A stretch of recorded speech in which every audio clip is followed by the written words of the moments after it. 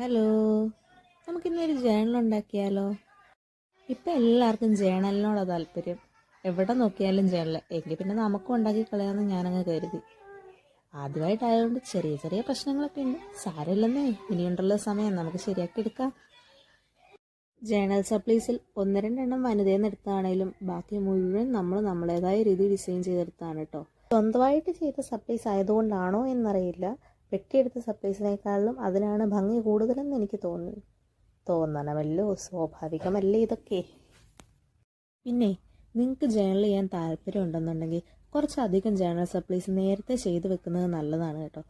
എന്താണെന്ന് വെച്ച് കഴിഞ്ഞാൽ ഞാനിപ്പോൾ ഈ ജേണൽ സപ്ലീസ് ഒക്കെ ഉണ്ടാക്കിയെടുക്കാനായിട്ട് ഒരു അരമുക്കാൽ മണിക്കൂറോളം എടുത്തു.